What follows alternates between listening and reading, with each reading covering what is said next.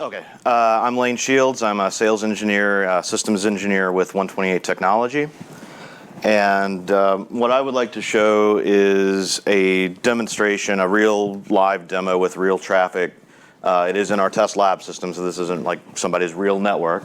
But I'd like to reinforce some of these ideas that we've discussed, particularly certain aspects of our data model, tenants and services, the zero trust model, show you a little bit of our product, show you how to configure some of these objects.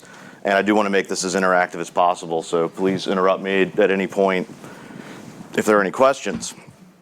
And what we're looking at right here is just a very simple overview of the architecture we're using to demonstrate these concepts. And we've built this model based upon like a retail store deployment. And in this retail store, we have various IP connected devices that exist within each store and within the data center that need to communicate in order for this store to be able to carry out its business.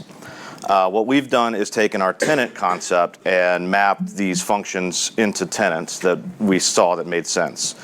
So we have a sales tenant that would be basically our PCI domain. We have a surveillance tenant with a monitoring application and cameras, a unified communications tenant for phones and PBXs, and then lastly we have this other tenant concept that we're calling third party. And what this is really representing in the retail store application is a store within a store, a pop-up store, something where we want to grant an outside party access into our network to be able to use some of our resources to be able to go out and hit the internet, but keep them completely segmented away from the things that we don't want them to have access to. And this page is actually interactive in the way that I can click on any of these devices and we can see what they are able to access to. So right now my focus is on this point of sales device in Atlanta, and we see that he's able to access the sales database in Boston, but nothing else. He's completely locked down. And the same if I go to the point of sale in Seattle. Now, because all of our policies and routes are vector-based and directional, just because I can go from the point of sales terminal, initiate a connection to the database, and receive return traffic, doesn't mean that the inverse is true. I can click on the database here for focus and see, no, he cannot reach out and hit the point of sales data. It's very deterministic about only the traffic that I want to proceed is allowed to proceed. In the surveillance tenant, we have the opposite true. The monitor can go and reach the stores and they're locked down and they're not able to hit anything. In the unified communications tenant, we want to be able to place calls in every direction. So my phone can reach the PBX, it can reach the phone in the other store, and the PBX can reach out and touch the phones. Now, lastly, that third-party tenant, what I've done here is actually create a subtenant off third-party. So all of these locations have a tenancy for third-party. My SQL server is completely locked down, can't hit anything. But in the stores, we wanted to allow a pop-up store for Oculus.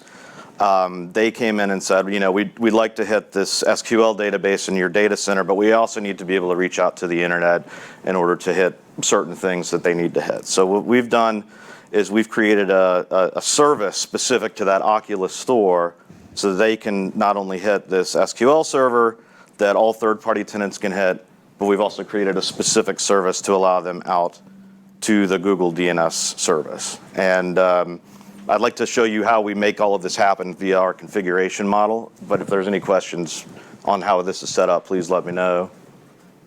Okay.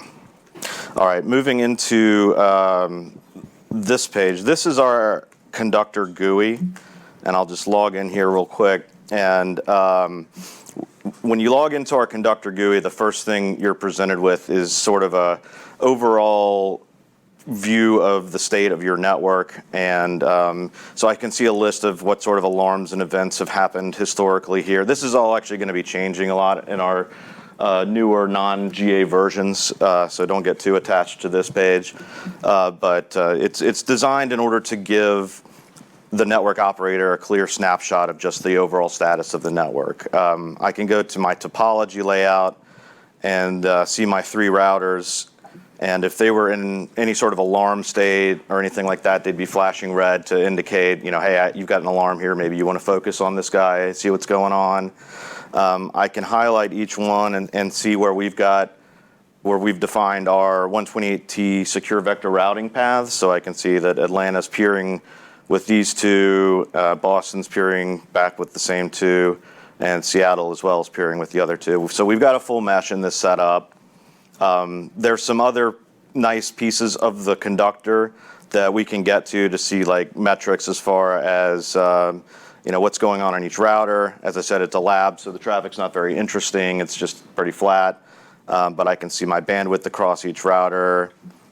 I can dig into a node and go into a specific interface and see, how much bandwidth am I consuming on my broadband. There's other metrics we can get other than just bandwidth as well, but oh, that one's not working very well. Oh, here it is. Well, I'm not going to spend too long waiting for that. And because we're service-based, we have analytics. Hold on, it's like I lost it totally.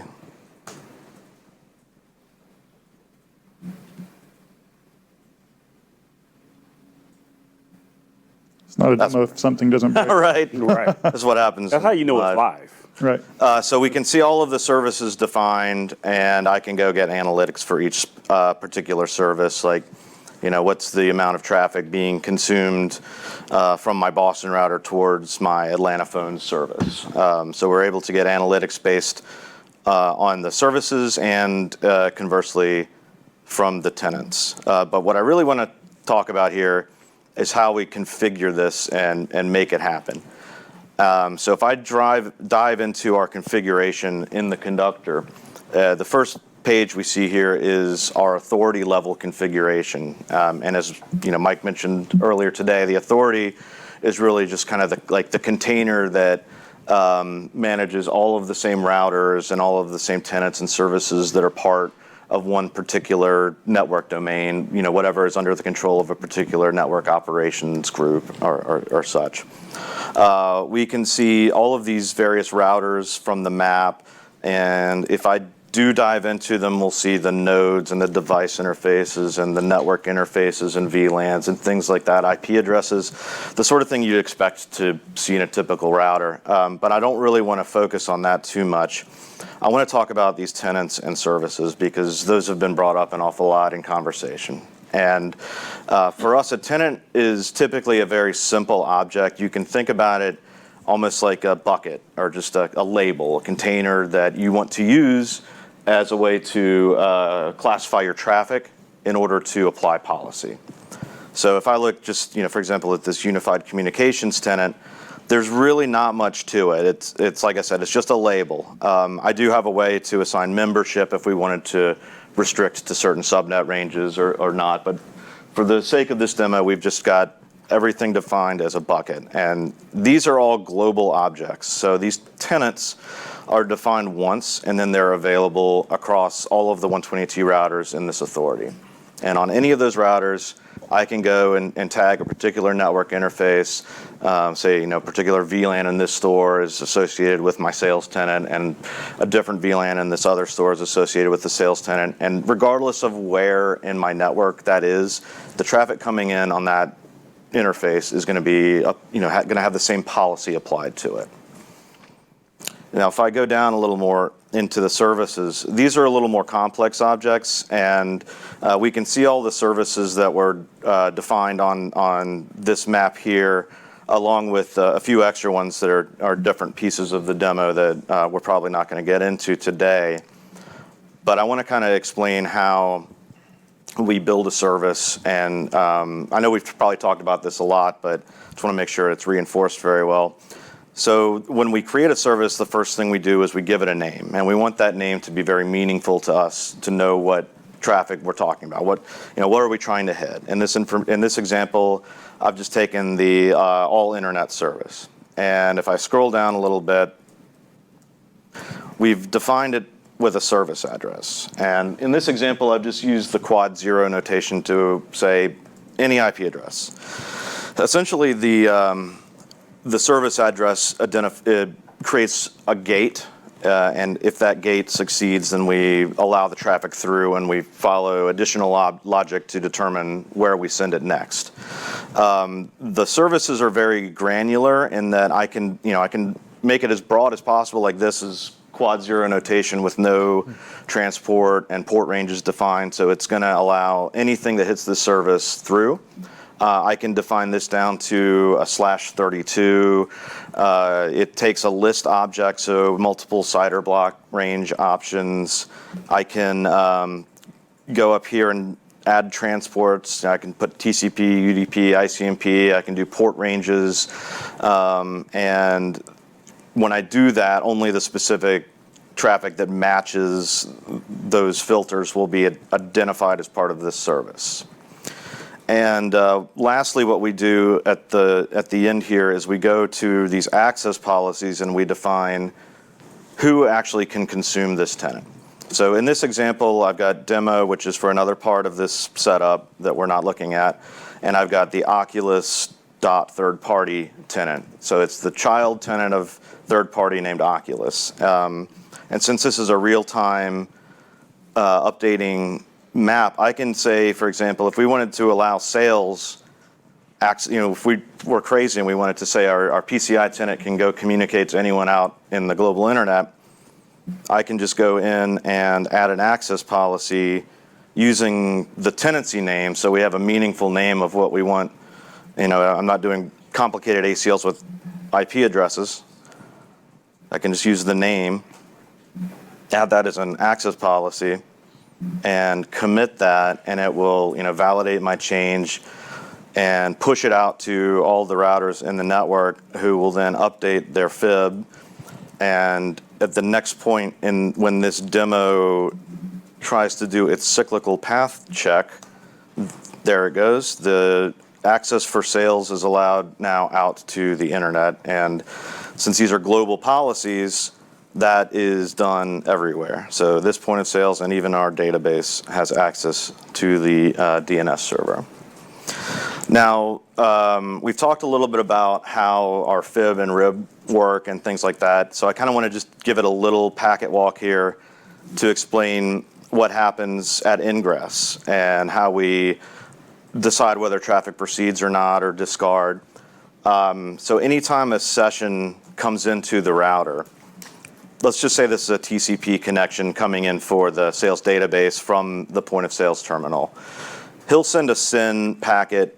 It will hit the 122 router as his default gateway, and the first thing we'll do is we'll look at that full 5-tuple of source, destination, address, port, protocol, and we'll look at our existing session table, and we'll say, does this match an existing flow? If so, just follow the same logic we did to set up that session and continue. But this is a new session, so we have to do some more work.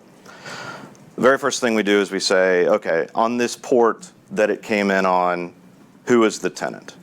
And if we haven't defined a tenant, it hits, we have a default tenant called global. So if you, for example, had a web server sitting behind a 128T router on a public internet address, you don't want to necessarily define a tenant for everyone on the internet. You can use default global and say, if we define a service as public, we can say anyone on the global internet is allowed to hit this service. But in this example, we've defined a tenant sales on our gateway interface here. And the next thing we do is say, okay, well, he's classified as sales. Where do we go? We go to the FIB. And we take our FIB table. And our FIB table is made up of all of these services that we've defined down to the CIDR block ranges and ports and protocols that we've defined all the services. So we create a large FIB table using all of these service definitions, and we filter that based on the tenancy that we've assigned to that device. And then we find the best match, based on longest prefix match and the port and protocol range. And if there's not a match at all, we just discard it at ingress. We don't let it go any further. If there is a match, then we will proceed, to say the FIB is allowing this traffic through, and then we apply additional routing logic, which might look different depending on how you have your network set up. But that's essentially how we do services and tenancy. And one other thing worth mentioning is these these services very easily can overlap. So I have this quad zero service, but I still have my database service, and this sales tenant has access to both. So the database is a more specific match, so it's going to follow that logic instead of the quad zero logic. It's just like a routing table. It'll take the more direct path, the more specific path. We can also have services that completely overlap and have different tenants. So for example, if I wanted to create a service for my users to allow them out to the internet, and I don't want to find everything on the internet, I'd likely create a quad zero service. But I also have a guest Wi-Fi network, and I want to allow guests out, but I don't want to compromise my bandwidth by competing with the existing traffic. We can create 2 quad zero services and just apply different tenancies. So your regular users can hit the premium internet, and your guest Wi-Fi users can hit a lower class where we apply a lower class of service to it. But that's essentially what I had ready. How am I doing on time? Do I have plenty of time? You get plenty of time. Okay, because I can go into other parts of the demo if we've got some time. Any questions from the audience on the setup? Okay. So we've also talked about the reduced overhead and the our comparison of bandwidth usage to IPsec. So we actually have a setup here where I can show it in action. We've got, I'm sorry, am I blocking the view for you? No, I'm good. We've got, in this page, we've got a test we can run. We can run iPerf on the left-hand side going over a 128T path, and on the right-hand side going over an IPsec connection. So I can basically just click the button here, and iPerf will kick off. And this is, the top and the bottom are just showing me the bandwidth leaving the host and arriving at the destination server, just to show that we're not cheating, that we're sending the same amount both ways. But at the middle, it's going over secure vector routing, and on the right, it's going over IPsec. And we're actually encrypting both of these paths the same way. I think this is AES CBC 256, and we're authenticating with HMAC SHA-256, I believe. So we're providing the equivalent amount of encryption and authentication over both paths, but because we're not using the overlay, since we're not basically stuffing every single original IP packet into another header and tossing it down a pipe, because we're doing that secure vector routing dual NAT translation, that saves us enough bandwidth that we're actually getting about 18 to 20%. I guess we're at the end of the run where it starts messing up, but we get about 18% roughly improved bandwidth on the IPsec path compared to the on the secure vector routing path compared to the IPsec. And as Ritesh mentioned, for most SD-WAN solutions, IPsec's what they use for encryption, but they need an additional way to do segmentation. And a lot of times that's VXLAN. So if I click this, I can add a VXLAN header on top of the IPsec path only, because we signal the tenancy in that metadata. That's our segmentation model. So when that session arrives at the far end router, it reads the tenancy and knows how to apply the segmentation there. I can run this traffic that way and get a real comparison of like a 128T solution to what we can say is a traditional SD-WAN solution. And here we see the difference is even more pronounced. We're getting in the mid to high 30% additional overhead. Any questions on this? Okay. I'll just jump into the last part of the demo here. We're actually doing that demo later. Oh, okay. So never mind. I won't do that. Can you just show the tree that's... Oh, yeah. Actually, that's a great idea. I totally forgot. Thank you, Ritesh. Did you enable and disable the service and show the path in the hypersegmentation? Yeah, I did. Actually, and thank you for reminding me, because I need to undo that for the next person that uses this demo.